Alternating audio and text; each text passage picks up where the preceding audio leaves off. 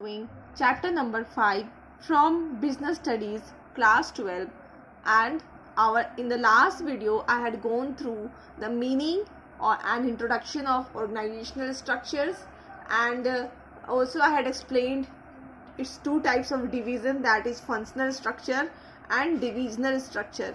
At the same time also I had explained functional structures, its types and its advantage and disadvantage. In today's class or in today's video we will discuss divisional structure. Okay, so let's start with our divisional structure.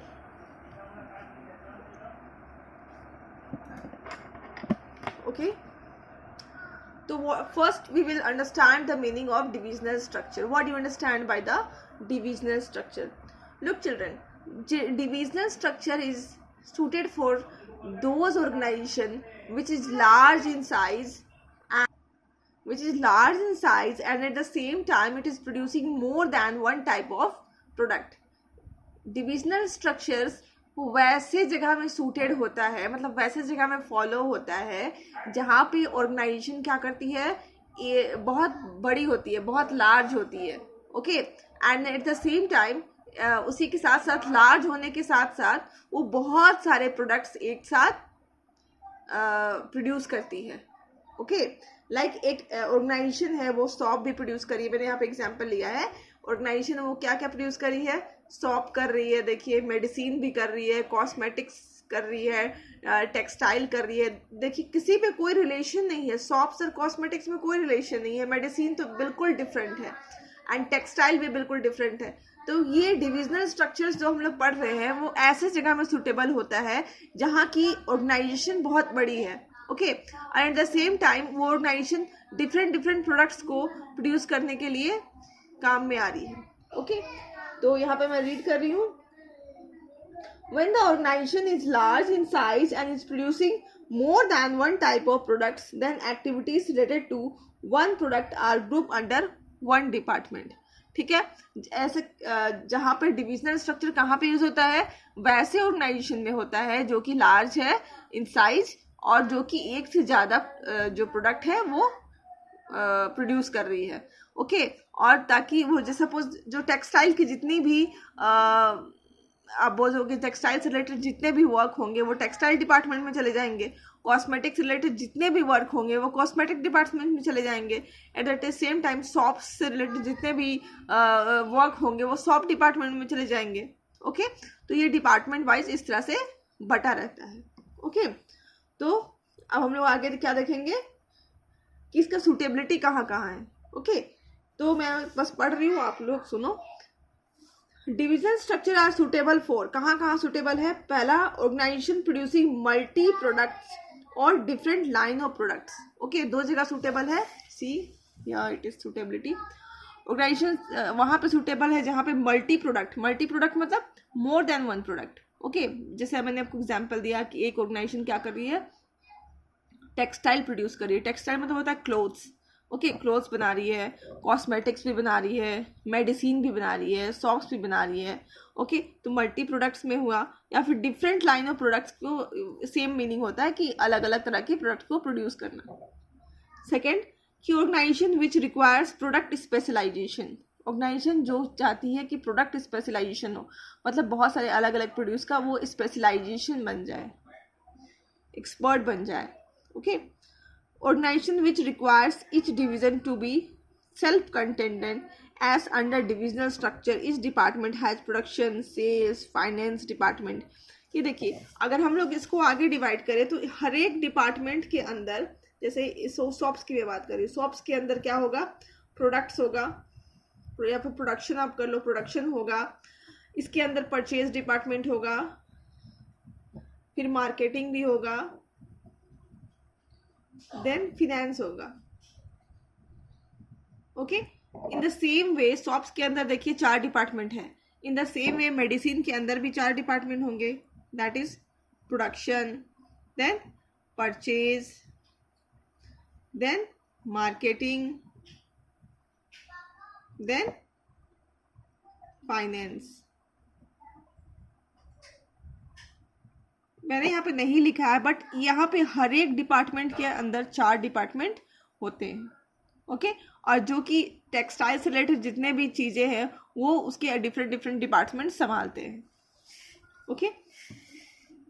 Growing companies which plan to add more line of product in future, ऐसी company है जो grow कर रही है day by day, and day by day उनका क्या future plan है कि ज़्यादा से ज़्यादा प्रोडक्ट को जोड़ते हुए चले, ओके, राइट।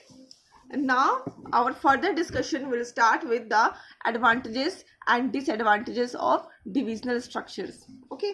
तो first we will go through the advantages। इसका advantages क्या है? पहला है product specialization, okay। product specialization मतलब होता है all the activities related to one type of product are grouped under one department only, which brings integrations and coordination in activities।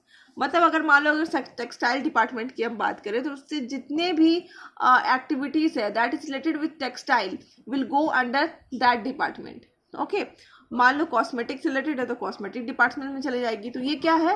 Product specialisation होता है, मतलब एक प्रोडक्ट में जो एक्सपर्टिज्म हुई होता है वो ईजिली अचीव हो सकता है, okay. Second is fast decision making, ठीक है। एज अलग अलग डिपार्टमेंट में वो बटे हुए हैं और किसी दूसरे डिपार्टमेंट से इनको कोई मतलब नहीं है। मान लो जो टेक्सटाइल डिपार्टमेंट है उनको डिसीजंस अगर खुद लेना है तो उनको ऐसा नहीं है कि कॉस्मेटिक डिपार्टमेंट से कुछ भी पूछना पड़ेगा, वो अपना डिसीजन खुद ले सकते हैं, ठीक है। तो वो टेक्सटाइल डिपार्टमेंट क्या है? टेक्सटाइल खुद में कंटेंट है, मतलब वो क्या है, उनको सारा डिसीजंस खुद से लेना है, वो किसी पे डिपेंडेंट नहीं है अदर डिपार्टमेंट्स पे, ओके। तो यहाँ पे क्या होगा कि textile department is independent for decision making. Next is accountability, okay. In this type of structure, the performance of individual department can easily be assessed and you can hold the department accountable for known accomplishment of objectives। इस type के structure में क्या होता है कि हर एक department का जो परफॉर्मेंस है वो दिख जाता है। सपोज टेक्सटाइल डिपार्टमेंट बहुत तरक्की कर रहा है या तो फिर मार्केट उनका बहुत स्ट्रांग है, तो क्या होगा कि वो उनसे ज़्यादा प्रॉफिट या फिर ज़्यादा रेवेन्यू मिलने के चांसेस है। एट द सेम टाइम अगर आप सॉफ्ट डिपार्टमेंट में वो कुछ ज़्यादा अच्छा नहीं कर पा रहा है तो क्या है उसमें उतना रेवेन्यू नहीं अर्न हो रहा है। मतलब अगर इनका परफॉर्मेंस ज़रा भी डगमगाता है या फिर बैड परफॉर्मेंस है तो वो तुरंत ही आपको नज़र आ जाएगा, ठीक है। आप डिपार्टमेंट वाइज एक दूसरे को कंपेयर कर सकते हो, ओके। तो इसमें अकाउंटेबिलिटी, उसको आप क्वेश्चन कर सकते हो। अकाउंटेबिलिटी मतलब होता है क्वेश्चंस करना रिगार्डिंग परफॉर्मेंस, ओके। तो आप उसको आराम से इजीली क्वेश्चनेबल है कि आपका डिपार्टमेंट अच्छा क्यों नहीं कर रहा है और क्या रीजन है इसके बिहाइंड, ओके। तो यहाँ पे डिपार्टमेंट्स क्या है, अगर वो अच्छे से काम नहीं करेगा तो वो इजीली पकड़ा जाता है, ओके। तो अकाउंटेबिलिटी क्या होता है, बहुत ही ईजी हो जाता है, ओके। फ्लेक्सिबिलिटी ये है कि यहाँ पे फास्ट डिसीजन मेकिंग है, आप दूसरे डिपार्टमेंट्स पे बिल्कुल भी रिलेटेड नहीं है, और रिलेटेड नहीं है तो आप क्या हो जाएंगेगा, डिसीजन काफ़ी फास्ट लीजिएगा। And last is expansion and growth. Expansion and growth के लिए बहुत ही यूजफुल है, क्योंकि आप जान रहे हो, आपको पता है कि डिविजनल स्ट्रक्चर्स कहाँ सूटेड है, जहाँ पे लार्ज ऑर्गेनाइजेशन है, जहाँ पे नंबर ऑफ प्रोडक्ट ज़्यादा प्रोड्यूस हो रहे हैं, ओके। तो new departments can be added without distributing the existing departments. That means आप चाहो तो कितना भी न्यू प्रोडक्ट्स ऐड कर सकते हो और जो एग्जिस्टिंग्स है उनको कोई भी फर्क नहीं पड़ेगा, ओके। तो in this way expansion and growth can be easily achieved, okay. हमारा जो सेकंड है वो क्या है, डिसएडवांटेजेस। डिसएडवांटेजेस मतलब डीमेरिट्स, ओके, खामियां। तो पहला क्या है, मोर रिसोर्सेस रिक्वायर्ड। यहाँ क्या है, रिसोर्सेस ज़्यादा रिक्वायर्ड है। आप ही बताओ, एक ऑर्गेनाइजेशन है जो चार तरह के अलग अलग तरह के जो प्रोडक्ट्स है वो प्रोड्यूस कर रही है, और हर एक जो डिपार्टमेंट है उसका अलग अलग, फिर 4 से देखिए, हर एक तो 4 तरह के ये प्रोडक्ट है जो प्रोड्यूस कर रही है, फिर हर एक डिपार्टमेंट में इसके 4 बटे हुए हैं, ओके। 4 ये है लेवल्स हैं, बटे हुए हैं। तो आप समझो कितना ज़्यादा रिसोर्सेस इसके लिए आपको चाहिए, ठीक है। इसीलिए ये जो डिविजनल स्ट्रक्चर है ये वहीं सूटेबल है जहाँ पे आपका ऑर्गेनाइजेशन लार्ज है, ये स्मॉल ऑर्गेनाइजेशन पे सूटेबल नहीं होता है, और जहाँ पे आपका नंबर ऑफ प्रोडक्ट्स आप ज़्यादा प्रोड्यूस कर रहे हैं वहाँ पे सूटेबल है। ओके, तो यहाँ पे सबसे बड़ी डिसएडवांटेज इसकी ये है कि यहाँ पे मोर रिसोर्सेस आपको ज़रूरत है, मोर रिसोर्सेस रिक्वायर्ड है। Okay, product focus department. Okay, each department focus on their products only and they fail to keep themselves as a part of one common organization. दूसरा प्रॉब्लम ये है कि आपको मैंने बताया कि यहाँ पे इजीली किसी का परफॉर्मेंस को आप जज कर सकते हैं, अकाउंटेबल होता है। वो कैसे? क्योंकि आप हर एक डिपार्टमेंट का जो परफॉर्मेंस है वो देख रहे हैं कि दूसरे डिपार्टमेंट से अच्छा है या फिर नहीं है, कंपेरेबल है। तो ये जो एडवांटेज है वो डिसएडवांटेज आगे जाके बन जाता है। वो कैसे? टेक्सटाइल डिपार्टमेंट सिर्फ अपने आप से मतलब रखी हुई है, आप कॉस्मेटिक डिपार्टमेंट अच्छा कर रहा है या नहीं कर रहा है उससे उसको क्या लेना देना, कोई लेना देना नहीं है। ठीक है, वो सिर्फ अपने डिपार्टमेंट्स में क्या करती है, फोकस कर रही है। मेडिसिन डिपार्टमेंट क्या कर रही है, अपने डिपार्टमेंट में सिर्फ फोकस कर रही है कि मुझे अच्छा करना है, मुझे अच्छा मेडिसिन प्रोड्यूस करना है। ओके, तो इन the same way each department is thinking about themselves only, not, और यहाँ पे ये लोग वी मान के नहीं चलते, आई मान के चलते हैं। ओके, ये लोग पूरा ऑर्गेनाइजेशन की तरह काम नहीं करते, ये सिर्फ इंडिविजुअली अपने आप को बेहतर करने में लगे रहते हैं। तो यहाँ पे क्या है, ये पूरे ऑर्गेनाइजेशन की तरह एक्ट नहीं कर पाते हैं। तो प्रोडक्ट फोकस डिपार्टमेंट मतलब अपने अपने प्रोडक्ट में ये लोग फोकस कर ले जाते हैं। Okay, and last is conflict, ये लोग का आपस में कन्फ्लिक्ट होता है on what, on allocation of resources. ठीक है, जैसे मान लो बजट बना, ठीक है, सपोज हम ज़्यादा इंपॉर्टेंस दे रहे हैं मेडिसिन को, मेडिसिन में चला गया बजट का 50%, अब 50% में इन तीनों को डिवाइड करना पड़ेगा।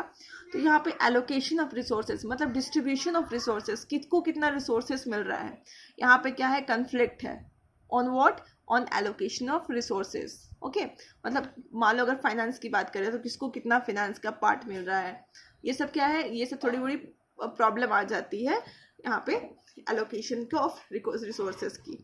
Okay, so we have done with the topic, all the discussion have been done. So that's all for today, and tomorrow I will come with one new video. Okay, till then keep learning. Thank you.